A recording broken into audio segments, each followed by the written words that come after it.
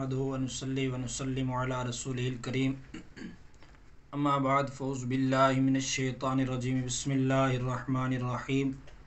قال اللہ تعالی فی کلامہ المجید اذا قمتم الى الصلاة فاغسلوا وجوهکم وایدیکم الى المرافق آمنت باللہ صدق اللہ العلی العظیم۔ برادران اسلام، آج کا جو ہمارا موضوع ہے وہ وضو کے بارے میں ہے۔ جیسا کہ اللہ رب العالمین فرماتے ہیں جب تم نماز کے لیے اٹھو تو اپنے چہرے کو دھو لو اور اپنے بازوں کو کونیوں سمیت دھو لو اور اپنے سر کا مسح کر لو اور اپنے پاؤں کو ٹخنوں سمیت دھو لو۔ تو جس چیز کا اللہ رب العالمین نے دھونے کا حکم دیا ہے وہ چار چیزیں ہیں، اور یہاں سے پتہ چلا کہ وضو کے جو فرض ہیں وہ چار چیزیں ہیں۔ نمبر 1 چہرے کا دھونا، نمبر 2 اپنے ہاتھوں کو کونیوں سمیت دھونا، نمبر 3 سر کا مسح کرنا، نمبر 4 اپنے پاؤں کو ٹخنوں سمیت دھونا۔ یہ چار چیزیں فرض ہیں۔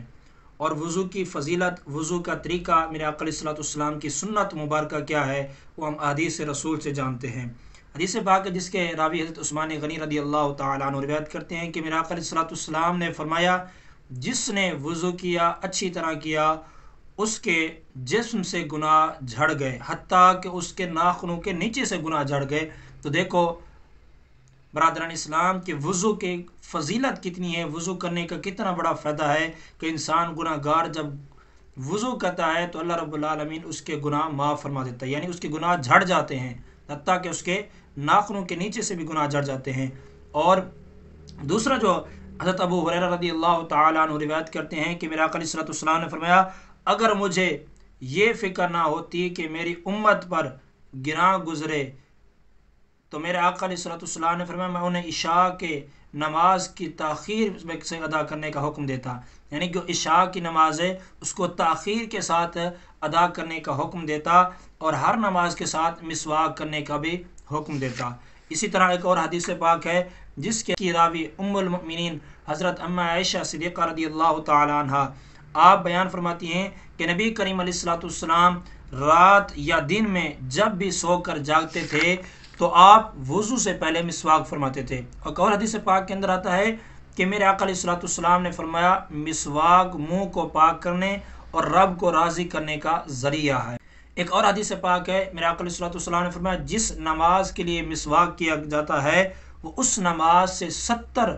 گنا افضل ہے جس کے ساتھ مسواک کر کے نہیں نماز پڑھی جاتی، یعنی جس کے مسواک کے بغیر نماز پڑھی جاتی ہے اور ایک نماز جو مسواک کر کے پڑھی جاتی ہے، وہ جو بغیر مسواک والی نماز ہے، جو مسواک والی نماز ہے وہ اس سے بغیر مسواک والی نماز سے 70 گنا زیادہ اس کا اجر و ثواب ہوتا ہے۔ تو ہمیں حضور علیہ الصلوۃ والسلام کی ہمیشہ سنت پر عمل کرتے ہوئے ہر وقت جب بھی وضو کریں تو مسواک کے ساتھ وضو کریں۔ حدیث پاک کے اندر آتا ہے حضرت علی مرتضیٰ شیر خدا کرم اللہ وجہہ کریم سے روایت ہے کہ آپ فرماتے ہیں کہ میرے آقا علیہ الصلوۃ والسلام نے فرمایا آپ 3 بار اعضاء کو دھوتے تھے، اور میرے آقا علیہ الصلوۃ والسلام نے یہی حکم فرمایا کہ ہر اعضاء کو 3 مرتبہ دھویا کرو، اور میرے آقا علیہ الصلوۃ والسلام کے وضو کا طریقہ بھی یہی تھا۔ ایک اور حدیث پاک ہے حضرت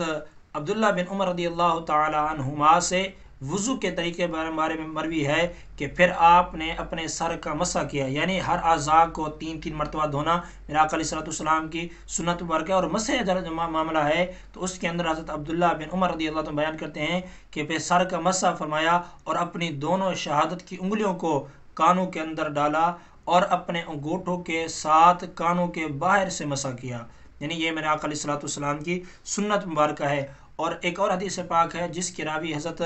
ابو ہریرہ رضی اللہ تعالیٰ عنہ وہ روایت کرتے ہیں کہ میرے آقا علیہ الصلوۃ والسلام نے فرمایا جب بھی تم وضو کرو تو اپنے دائیں اعضاء سے شروع کرو، یعنی سیدھی طرح سے سیدھے طرف سے وضو کی ابتدا کی جائے۔ ایک اور حدیث پاک ہے جس کے راوی حضرت عمر بن خطاب رضی اللہ تعالیٰ عنہ روایت کرتے ہیں کہ رسول اللہ صلی اللہ علیہ وسلم نے فرمایا تم میں سے کوئی شخص بھی اچھی طرح مبالغہ کے ساتھ وضو کرتا ہے پھر کہتا ہے کہ اشہد ان لا الہ الا اللہ وان محمد عبدہ ورسولہ، ایک روایت میں ہے وحدہ لا شریک لہ کا اضافہ بھی ہے، تو اس کے لیے جنت کے 8 دروازے کھول دیے جاتے ہیں، جس دروازے چاہے وہ داخل ہو جائے۔ یعنی جو بندہ وضو کرتا ہے، وضو کرنے کے بعد یہ دعا پڑھتا ہے اشہد ان لا الہ الا اللہ وان محمد عبدہ ورسولہ، اور ایک حدیث پاک کے اندر یہ بھی اضافہ ہے وحدہ لا شریک لہ پڑھتا ہے تو اللہ رب العالمین اس کے لیے